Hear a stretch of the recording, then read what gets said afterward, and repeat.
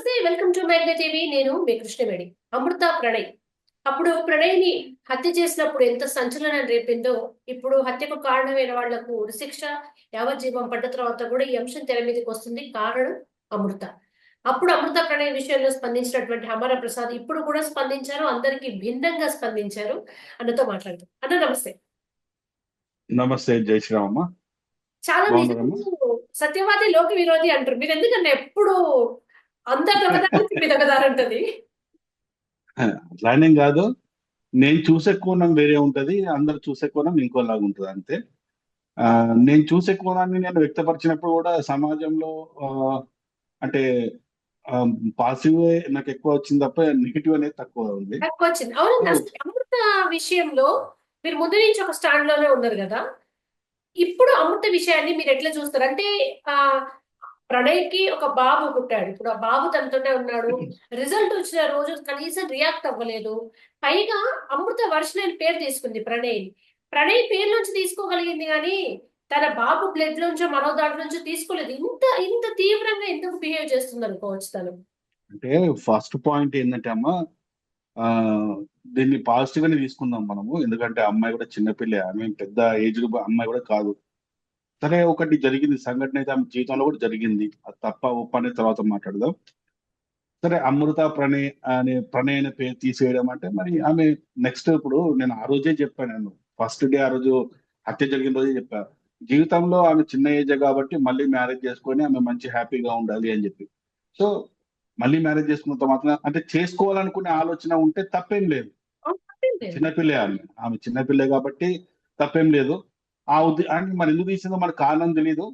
సరే, దాన్ని ఒక తీయడంలో ఆమెకు వేరే ఏదన్నా ఆ, ఆలోచన ఉన్నా కూడా దాన్ని మనం స్వాగతించాలి తప్ప మనం దాన్ని అంటే వ్యతిరేకంగా మాట్లాడకపోతే బాగుంటది అని చెప్పేసి నా ఉద్దేశం. కులదురహంకార హత్యగా చూస్తున్నారు అందరూ. మీరది కాదంటున్నారు. ఎందుకని? 100% కాదు అది. కుల హత్య అయితే 100% కాదు. ఎందుకంటే అమ్మాయి, మనం ఆల్రెడీ ఈ హత్య జరిగినప్పుడు కూడా మనం చాలా మాట్లాడాను నేను ఆ రోజు. ఈ కేసులో చాలా మార్పులు కూడా అంటే సొసైటీలో చాలా నేను మాట్లాడిన వీడియోల ద్వారా చాలా మార్పు కూడా రావడం జరిగింది ఆ రోజు. ఖచ్చితంగా ఇది కుల హత్య అయితే కాదు. ఎందుకంటే కుల హత్య అయితే 8th క్లాస్ లో లవ్ చేసినప్పుడే వాళ్ళ డాడీ చంపేవాడు. మారుతిరావు చంపేవాడు. 8th క్లాస్ లో చంపలేదు, 9th లో చంపలేదు, 10th లో చంపలేదు, ఇంటర్మీడియట్ లో చంపలేదు, డిగ్రీ బీటెక్ చేస్తున్నప్పుడు, అబ్బాయి బీటెక్ చేస్తున్నప్పుడు కూడా చంపలేదు. మ్యారేజ్ చేసుకున్న తర్వాత జరిగిన కొన్ని సంఘటనలు ఉన్నాయి. ఆ సంఘటనకు ఇక అది ఏమైంది అక్కడ, కొన్ని ఆయన ఏం ఫీల్ అయిండో ఆ, అనేది తర్వాత మాట్లాడుకుందాము. సో అప్పుడు జరిగింది. కులహత్య జరిగితే ఇంత గ్యాప్ వచ్చేది కాదు కదా. కులహత్యకి ఇంత గ్యాప్ రాదు కదా. ఎప్పుడో ఆయన యాక్షన్ తీసుకునేవాడు కదా. ఈవెన్ మ్యారేజ్ అయిన తర్వాత కూడా మాకు 100% సోర్స్, అంటే మాకు ఖచ్చితమైన సోర్స్ ఏంటి అంటే, ఇద్దరిని పిలిచి కూడా కొంతకాలం నాకు ఇక్కడ ఇబ్బందిగా ఉంటది నాకు. సో ఇక్కడ ఏది మిర్యాలగూడలో కొంతకాలం మీరు బయటకు వెళ్ళండి, ఎక్కడైనా విదేశాలకు వెళ్ళినా పర్లేదు, మొత్తం నేను అంటే నేను ఖర్చు చూసుకుంటా, అంటే ఖర్చు మొత్తం నేనే పెడతాను, కొంతకాలం ఈ సమాజానికి మీరు కొద్ది దూరం ఉండండి అని చెప్పేసి అన్న సందర్భం కూడా ఉంది. ఎందుకంటే మారుతీరావు గారు నాతో స్వయంగా నాతో మాట్లాడారు కాబట్టి. మారుతీరావు గారు జైలు నుంచి వచ్చిన తర్వాత అసలు యాక్చువల్ చెప్పాలంటే ఆయన ఎవరు కూడా నాకు తెలియదు. నేను ఆ రోజు సమాజంలో జరిగిన ఒక సంఘటనను మతానికి అంటగడుతున్న ఉద్దేశంతో నేను మాట్లాడడం జరిగింది. అలాగే మారుతీరావు గారు జైలు నుంచి వచ్చిన తర్వాత, బయటకు వచ్చిన తర్వాత కూడా నన్ను మాటపల్లిలో నా ఆఫీస్ కి స్వయంగా వచ్చి నన్ను కలవడం కూడా జరిగింది. సో అప్పుడు ఆయన చాలా విషయాలు చెప్పాడు అనమాట. ఏమైంది సార్ అని అడిగినప్పుడు కూడా ఆయన చాలా విషయాలు చెప్పాడు. సో అందులో జరిగిన ఏది ఒక మిస్అండర్స్టాండింగ్ కావచ్చు, లేకపోతే ఆ అబ్బాయి ఎవరైతే ఏది మన ప్రణయ్ ఉన్నాడో, కొద్దిగా ఆయన బిహేవియర్ కొద్దిగా వేరే విధంగా ఉండడం కావచ్చు. సరే, ఆ జరగడం వల్ల కొద్దిగా అది తప్పు జరిగిపోయింది ఒకటి. సరే, అది జరిగిపోయింది అయితే జరిగిపోయింది ఇప్పుడు. సో ఇది ఖచ్చితంగా మాత్రం ఏంటంటే కుల హత్య అయితే కాదు. యాక్చువల్గా మార్కెట్ యాక్సెప్ట్ చేశాడు, కానీ దాన్ని ఓవర్ గా చేసుకున్నారు. ఇద్దరు ఇద్దరు అబ్బాయి ప్లస్ అమ్మాయి, అమృత అండ్ ప్రణయ్ ఇద్దరు కూడా కొద్దిగా ఓవర్ గా చేసుకోవడం వల్ల మ్యారేజ్ అయిన తర్వాత వాళ్ళు ఏంది రీల్స్ తీసుకుంటారు కదా జనరల్ గా. ఆ రీల్స్ అబ్బాయి ఆ మారుతిరావుకు పంపించడం వాట్సాప్ లో వాంటెడ్. ఆయన డిస్టర్బ్ అయిపోయింది నాకు. అంటే ఇంత చెప్పాడు ఆయన. ఇమ్మెచ్యూరిటీ ఆ ఏజే కరెక్ట్ ఏజ్ కదా! అసలు ఇప్పుడు చాలా మంది ప్రేమ అంటున్నారు. ప్రేమ అనేది మనసుకు, ఎమోషన్స్ కి, మెచ్యూరిటీకి అన్నిటికి సంబంధించిన అంశం. కానీ శారీరక వాంఛ మాత్రం ఇదేది లేకుండా ఉంటుంది. 9th, 8th క్లాస్‌లో ఒక వ్యక్తికి ప్రేమ అంటే ఎంతవరకు ప్రేమ అనేది ఉంటుంది? ఎమోషనల్ ఇంబాలెన్స్ ఉండే ఏజ్ అది. చాలా చిన్న వయసు. అప్పుడు ప్రేమించుకున్న ఆ ఇంబాలెన్స్ అనేది పెళ్లి తర్వాత కూడా మీరన్నట్టుగా రీల్స్ పంపడంలో స్పష్టంగా కనిపిస్తోంది. ఒకరికి ఇష్టం లేని పని చేసినప్పుడు అక్కడి నుంచి వెళ్ళాలి, లేదా నిశ్శబ్దం ఉండొచ్చు. సరే వెళ్ళలేకపోయినా కామ్‌గా నడిపించొచ్చు. ఇట్లా తండ్రిని రెచ్చగొట్టే పనులు చేస్తే ఇప్పుడు భర్తని కోల్పోయింది, అటు తండ్రిని కోల్పోయింది.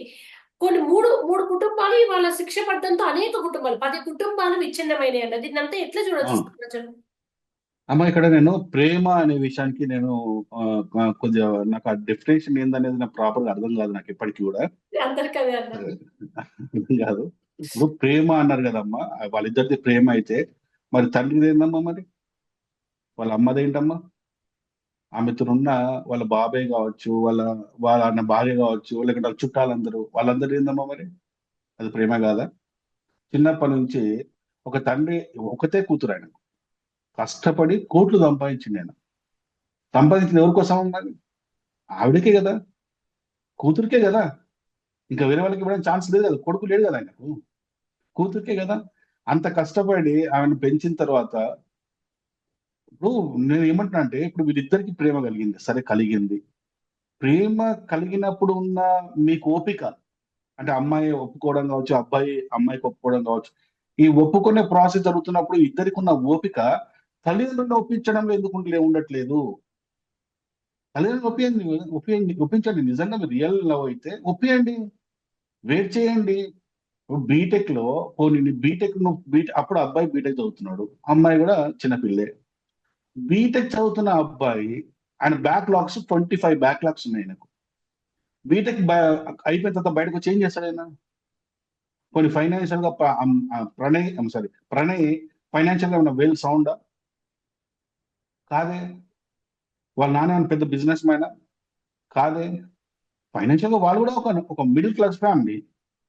అమ్మాయి రిచ్ కిడ్, చాలా రిచ్ కిడ్. ఆ ఊర్లోనే మిర్యాలగూడలోనే ఒక పెద్ద రిచ్ కిడ్ అమ్మాయి.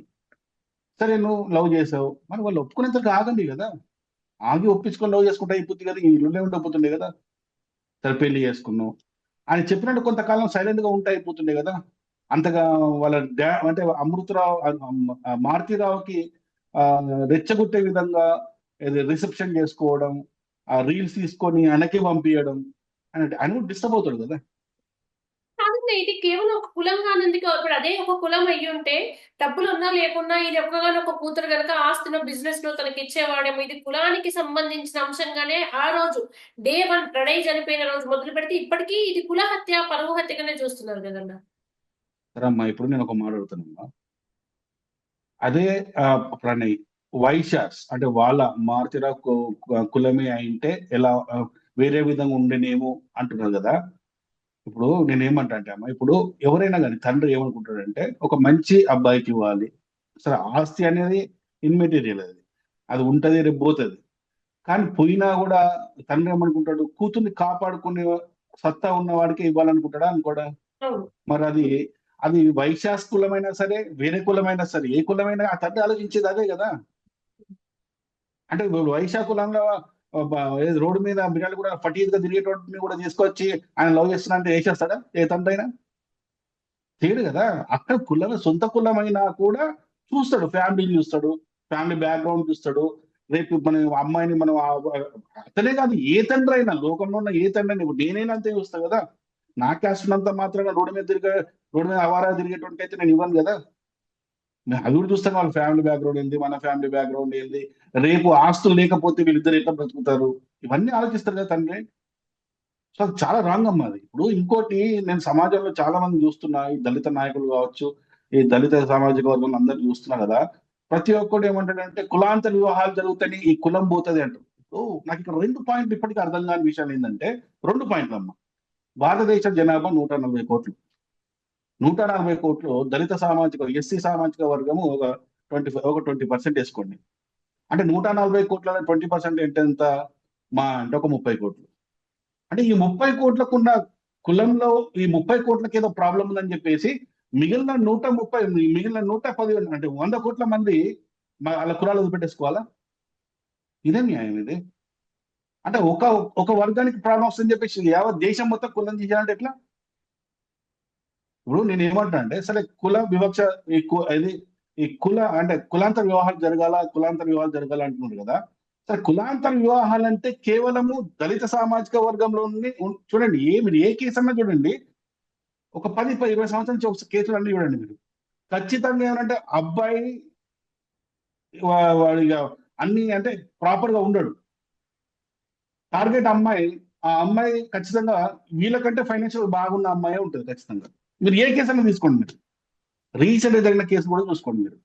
ఖచ్చితంగా అబ్బాయి ఏంది అంటే వాడు అంతే ఇక రోడ్డు మీద హవారా తిరిగేది, వాడు చదువు సర్వీస్ ప్రాపర్ గా ఎడ్యుకేషన్ ఉండదు, ఏముండదు, క్వాలిఫికేషన్ ఉండదు.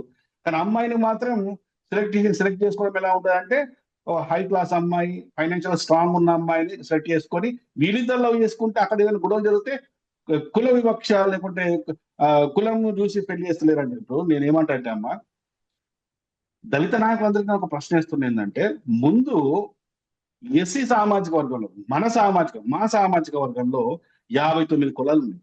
మా కులాల్లో మేము మాదిగా దక్కలే ఇక దాదాపు ఒక 59 ఉపకులాలు ఉన్నాయి మాకు. ఈ 59 ఉపకులాల్లో ఈ ఈ కులాల్లోనే ఇంటర్ క్యాస్ట్ మ్యారేజ్ ఎందుకు చేసుకుంటలేరు? ఒక మాదిగని ఒక మాదిగ అమ్మాయిని కోడలుగా చేసుకోడు. ఒక మాదిగ అంటే ఈ మాదిగ దక్కలి కుటుంబం నుంచి అమ్మాయిని ఇంటి కోడలుగా చేసుకోడు. ఇదే మాదిగా ఈ దక్కని అదే ఒక కాటి కాపరి ఇంట్లో ఒక కాటి కాపరిగా పనిచేస్తున్న అతని ఇంటి నుంచి ఒక పిల్లని చేసుకోడు. అంటే ఇక్కడ మాత్రం కులం కనబడుతున్నది, ఇక్కడ మాత్రం వీళ్ళ కులాలు కనబడుతున్నాయి, ఇక్కడ డబ్బు కనబడుతున్నది, అంటే మాకన్నా తక్కువ స్థాయి కనబడుతున్నది. కానీ వీళ్ళందరికీ మాత్రం ఉన్నత కులాల్లో ఉన్న అంటే ఆస్తులు ఎక్కువ ఉన్న వాళ్ళ మాత్రం పెళ్లి చేసుకోవడంలో తప్పు లేదంట. ఇదేందమ్మా ఇది?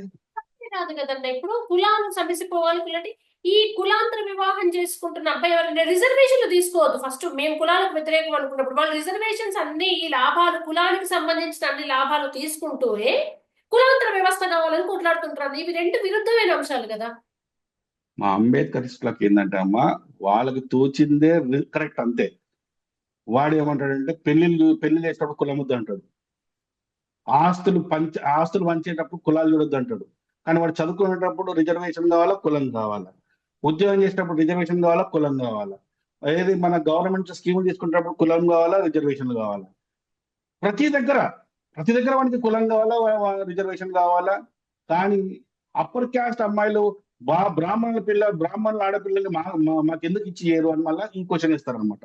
మా వాళ్ళు అంతే, వాళ్ళు పట్టుకున్న కుందేలు మూడే కళ్ళని లాజికల్ గా మనం వాళ్ళని ప్రశ్నించామనుకోండి, ఒక్క సమాధానం కూడా వాళ్ళ దగ్గర నుంచి రాదు. సో నేను ఏమంటున్నా అంటే ఇది 100% ఎవరి కోసమో ఇంకొక ఎవరో కులాలు తీసుకోవాల్సిన అవసరం లేదు. అర్థమవుతుందా?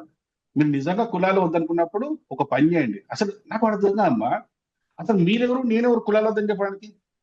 ఈ భారత రాజ్యాంగం చెప్పింది కులం, ఈ దేశంలో కులం ఉంది అని చెప్పేసి. కులాల కులాల ప్రాతిపాదికంగానే కదా రిజర్వేషన్ సిస్టమ్ ఇచ్చింది రాజ్యాంగము. మరి రాజ్యాంగంలోని కులము ఉన్నప్పుడు వద్దు అని చెప్పడానికి మీరెవరు నేనెవరు? మనం అందరం బ్రతకాల్సింది రాజ్యాంగం ప్రకారమే కదా. మరి రాజ్యాంగంలో కులం ఉంది కదా. ముందు ఏం చేయండి అంటే మీ అందరూ కలిసి ఎవరైతే కులం వద్దంటున్నారో దేశవ్యాప్తంగా ఉద్యమాలు చేసి రాజ్యాంగంలోకి వెళ్ళి ఆ కులాలను బీకేయండి. అసలు అక్కడ కులాలను బీకేస్తే అసలు కులమే లేదు కదా, కుల సర్టిఫికేట్ రాదు కదా. ఇక కులమే లేదు అన్నప్పుడు అసలు ఇక ఇల్లులే ఉండదు కదా. కులాల కోసం చేయాల్సింది అక్కడ. కులాల కోసం రిజర్వేషన్ల కోసం కొంచెం పైసా ఉన్న వాళ్ళు కూడా మమ్మల్ని ఎస్సీల కిందికి చేర్చిన లొల్లి పెడుతుంది. ఈ కాలంలో కులాలు వద్దని కొట్లాడుతారు, అన్న కొట్లాడరు. అదే అమ్మా, ఇప్పుడు ఇక్కడ మ్యారేజ్ దగ్గర కులంగా వద్దు అని చూడొద్దు అన్నప్పుడు మరి మిగతా కూడా చూడాలి, మిగతా విషయాల్లో కూడా అలాగే ఉండాలి కదా.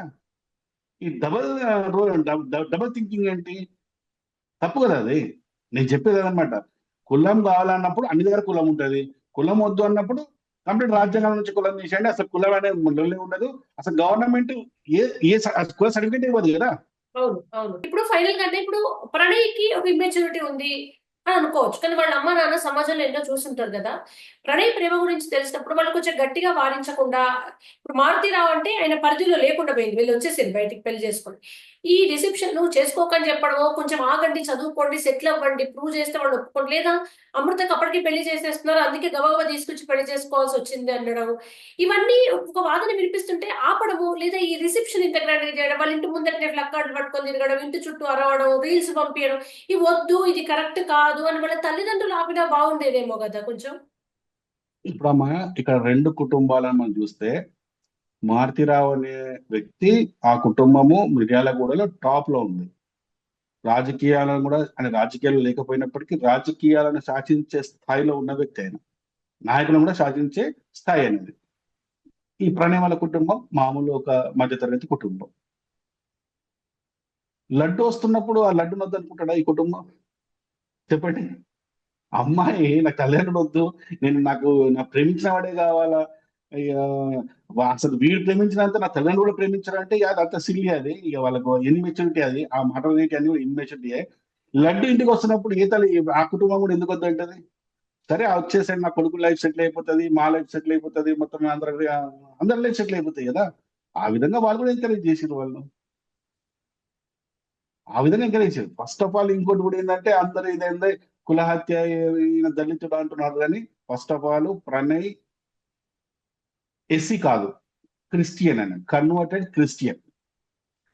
ఆయన వాళ్ళ కుటుంబం మొత్తం కూడా పోయేది చర్చిలోకి. ఈ రోజు ప్రణయ్, నిన్న మీరు వీడియో చూసారో లేదో అన్ని ఛానళ్లలో, ప్రణయ్ జడ్జిమెంట్ వచ్చిన తర్వాత ప్రణయ్ సమాధి దగ్గరకు పోయి తల్లి తండ్రి వాళ్ళందరూ కుటుంబ సభ్యులు అక్కడ ఏడుస్తున్నారు. మీరు అది చూసారా? ఆ సమాధి ఏంటిది? క్రిస్టియన్ గ్రేవ్ యార్డ్ అది. అక్కడ అన్ని శిలలు, ఆ సమాధుల మీద కూడా క్రాస్ ఉంటాయి చూడండి, క్రాస్ సింబల్ ఉన్నాయండి. క్రైస్తవ సిల్వ సమాజానికి సంబంధించిన సింబల్ ఉన్నాయి. సిల్వ ఉంది. ఇప్పుడు వీళ్ళకి ఏం చెప్తారంటే భారత రాజ్యాంగం, వీళ్ళందరూ ఏం చెప్తారంటే మళ్ళా జై భీమ్ అంటారు, అంబేద్కరిస్ట్ అని చెప్తారు. వీళ్ళు ఏం చెప్తారు? అంబేద్కర్ రాష్ట్ర రాజ్యాంగం ప్రకారం మనం బ్రతకాలి అంటారు.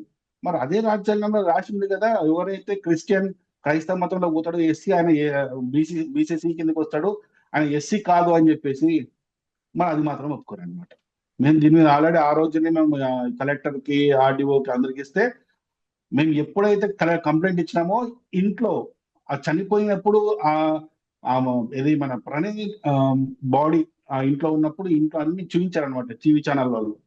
చూపించినప్పుడు గోడల మీద యేసుక్రీస్తు ఫోటోలు, బైబిల్ అవన్నీ ఉన్నాయి.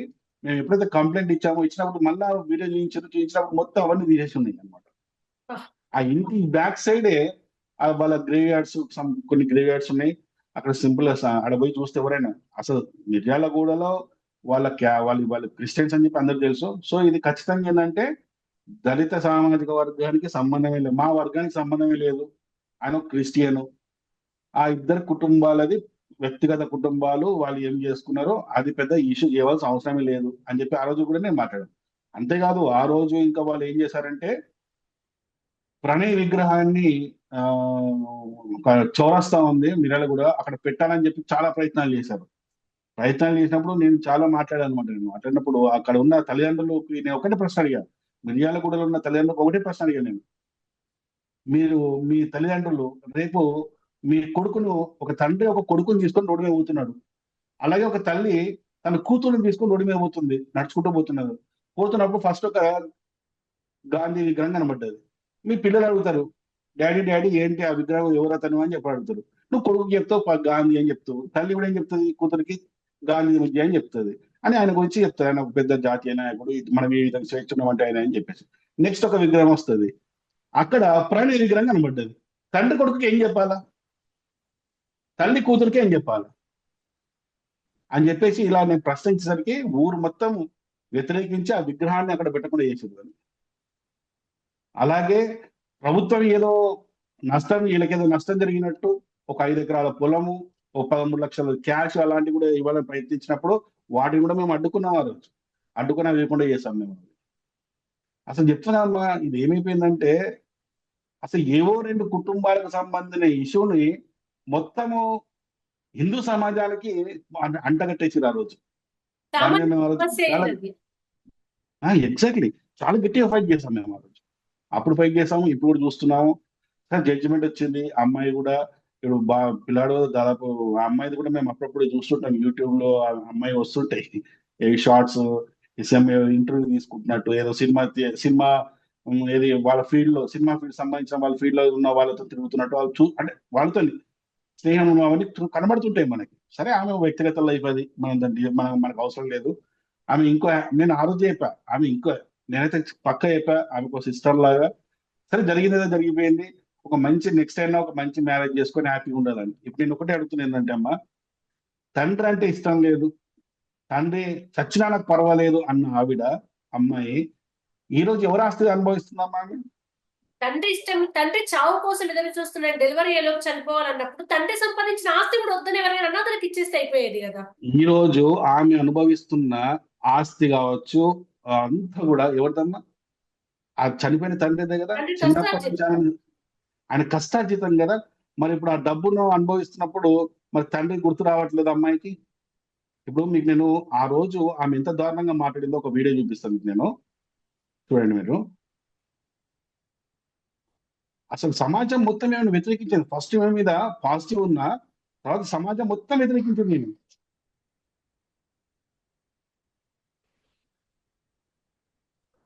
పిల్లల్ని కనడం కోసం, పిల్లల్ని పెంచడం కోసం పిల్లల్ని కంటారా? వాళ్ళ హ్యాపీనెస్ అది. వాళ్ళు ఎంజాయ్ చేస్తారు అంతే. పిల్లలు పుడతారు. ఇందులో ఏమంటుందంటే ఆమె తల్లిదండ్రులు పిల్లల్ని కనడానికి చేస్తారా, వాళ్ళ హ్యాపీనెస్ కోసం వాళ్ళు చేస్తారు, తర్వాత పిల్లలు పుడతారని దారుణాతి దారుణమైన మాటలు మాట్లాడింది ఆ అమ్మాయి. అవును అవును, ఎగ్జాక్ట్లీ ఆ మాట మాట్లాడింది. అవును, మాట్లాడింది ఆ అమ్మాయి. ఇప్పుడు ఆ అమ్మాయికి ఒక బాబున్నాడు కదా. ఇప్పుడు ఆ బాబున్నాడు కదా. ఇప్పుడు ఆ బాబు గురించి ఆమె ఏం చెప్తా సమాధానం? ఈ రెండిట్లో దేనికి యాక్సెప్ట్ ఆమె మనం అనొద్దమ్మా మాటలు, కానీ ఇక ఆడపిల్ల. సో ఇంపెచ్యూరిటీ ప్రతి అంశంలోనూ ఇంపెచ్యూరిటీ ఎగ్జాక్ట్లీ. కనిపిస్తుంది, ఆవేశపూరిత నిర్ణయాలు కనిపిస్తున్నాయి. ప్రతిసారి ఇప్పుడు కూడా అన్న మీరు అది తనిష్టం అన్నారు కానీ ఒక వ్యక్తిని ప్రేమ అని అంత తొందరపడి బయటకు వస్తే ఒక ప్రాణం పోయింది, ఒక కుటుంబం నష్టపోయింది. ఇప్పుడు ఆ ప్రాణం తీయడం వల్ల ఇటు కుటుంబం నష్టపోయింది, 10 మంది జైల్లో వెళ్ళిపోయారు. అంత తొందరపడతనంతో ఇప్పుడు ఈ మాత్రం పేరు తీసేసి అంత మెచ్యూరిటీ కాలం సమాధానం చెప్తుందంటే వదిలేస్తే ప్రాణాలు మిగిలేదు కదా. ఇంత ఈజీగా మర్చిపోయి పేర్లు తీసుకోగలిగినప్పుడు ఆ పెళ్లి చేసుకోకుంటే బాగుండేది కదా. ఆమె పెళ్లి చేసుకుందని మనం అనట్లేదు. చేసుకోవాలనుకుంటుంది కావచ్చు. ఆహా, పెళ్లి కూడా వద్దు, పెళ్లి చేసుకుంటుందో చేసుకో, ఇన్స్టాగ్రామ్ లో పేరే తీసేయగలిగినంత స్ట్రాంగ్ గా మనుషులు ఉండగలిగినప్పుడు ఇంత కుటుంబాలు విచ్ఛిన్నమైతే అప్పుడే ఆగేస్తే వద్దులే, మనం హాయిగా బతకొచ్చు, ఒకరు లేకుండా ఒకరు బతకగలుగుతాం ఎట్లా అయినా అనేది. అప్పుడు ఒకరు లేకుండా ఒకరు చనిపోతారు అన్నట్టుగా బతకడం, తర్వాత బాబు కోసం అని. ఇప్పుడు ఇన్స్టాగ్రామ్ లో ఆమె ఇంకో పెళ్లి చేసుకుంటుందా చేసుకోదా సెకండరీ అండి, ఇప్పుడు ఆయన పేరే తర్వాత తీసేస్తుంది కదా. అదే అమ్మా, ఇప్పుడు ఏంటంటే అది ఇన్మెచ్యూరిటీ లెవెల్స్. చిన్నపిల్లలు ఆ పిల్ల ఈ అమ్మాయి కూడా అప్పుడు అప్పుడు చాలా చిన్నపిల్లే. పెద్ద మెచ్యూరిటీ లెవెల్స్ ఏం లేదు. అసలు ఆ మాట్లాడిన మాటలు వింటేనే మనకు ఎంత ఇన్మెచ్యూరిటీగా మాట్లాడుతుందా అనేది చూడొచ్చు. నేను నిజంగా చెప్పాలంటే ఆ రోజు ఆ అమ్మాయి మాటలు విన్న తర్వాత తల్లిదండ్రులు అంతా ఎలా ఫీల్ అయిపోయారంటే, ఇలాంటి కూతురు పుట్టద్దురా నాయన మాకు అంటే స్థాయికి వెళ్ళిపోయింది. అంటే అంత వరస్ట్ మాటలు మాట్లాడింది ఆ అమ్మాయి. సో ఇప్పుడు ఇప్పుడు నేను ఆ రోజే ఇదంతే అమ్మా. ఇప్పుడు మనం ఏం చేస్తామంటే ఇన్మెచ్యూరిటీగా వాళ్ళు లవ్ చేయడం, ఇన్మెచ్యూరిటీగా పెళ్లి చేసుకోవడం ఇవన్నీ జరిగిపోయినాయి కాబట్టి ఇక అప్పుడు ఇదే ఆలోచన అప్పుడు ఉండొచ్చు కదా అంటే ఉంటే అసలు ఈ లొల్లి ఉండకపోతుండే కదమ్మా. అందుకే అన్న ప్రేమను తప్పు కాదు కానీ జీవితంలో స్థిరపడి చదువులై కొన్ని సంవత్సరాలు ఉద్యోగం చేసుకున్న తర్వాత ఇద్దరికి మెచ్యూరిటీ లెవెల్స్ ఎమోషన్స్ అర్థమయ్యాక ఎవరిని ప్రేమించుకుని పెళ్లి చేసుకున్నా తప్పలేదు. కానీ 8th క్లాస్ లోనే మేము ప్రేమించుకుంటాం, 9th లోనే ప్రేమించుకుంటాం అంటే అది ప్రేమ కాదు, అది సమాజం గుర్తించాలి. ఎయిత్ లవ్ ఏంటి, 10th లవ్ ఏంటి, ఇంటర్మీడియట్ లవ్ ఏంటమ్మా? అవన్నీ కూడా అవి పనికిరాని అవి. సరే ఒకవేళ కొంతమంది లేదు మాది రియల్ లవ్, మాది ఆ అసలు మా లవ్ ని మీరు అట్లా అనొద్దు అని చెప్పంటే ఒకటే మాట, ఎవరైనా సరే లవ్ చేయండి తప్పు లేదు. కానీ ఒకటి ఏంటంటే బట్ వన్ కండిషన్ ఏంటంటే ఇరు పక్షాలు ఒప్పుకునేంత వరకు మీరు వెయిట్ చేయండి. వెయిట్ చేసి మీరు సాధించిన రోజు ఇరు పక్షాలు కలిసి మీకు పెళ్లి చేస్తారు చూడండి, ఆ రోజు మీరు విజయం సాధించినట్టే. అంతే తప్పించి ఇలా లేపుకొని పోవడము. ఇప్పుడు ఈమె జీవితం మీద కూడా ఒక మరకైతే ఉంటది కదమ్మా. లేచిపోయింది అనే ఒక పదం, లేకపోతే ఇంకేదో పదాలు ఇలాంటి అమ్మాయి మీద రావద్దు అటువంటి పదాలు. ఎప్పటికీ కానీ క్లీన్గా ఉండాల. అంటే అమ్మాయికి ఎప్పటికీ బ్యాడ్ రావద్దు. సో నిజంగా ఎవరైనా సరే లవ్ చేసిన వాళ్ళు ఉంటే దయచేసి నేను ఒకటి చెప్తుంది ఏంటంటే 5 సంవత్సరాలు కానివ్వండి, 10 సంవత్సరాలు కానీ మీరు నిజంగా లవ్ అయితే, రియల్ లవ్ అయితే, ఏదో ఇన్ఫాక్చుయేట్ గా మేము ఏదో లవ్ చేసుకున్నాము, ఏదో ఇంకేదో పిచ్చి పిచ్చి ఆలోచనలతో పెళ్లి చేసుకున్నాం అనుకుంటే ఇక మేము ఏం చేయలేం. కానీ రియల్ లవ్ అయితే తల్లిదండ్రులను ఒప్పియకుండా పెళ్లి చేసుకుంటే మాత్రం మీ అంత తప్పు చేసిన వాళ్ళు ఇంకోటి లేరు. ఇలాంటి సంఘటనలు ఖచ్చితంగా జరుగుతుంటాయి. థ్యాంక్ యూ సో మచ్ అన్న. థ్యాంక్ యూ అమ్మా. నమస్తే. జై శ్రీరామ్.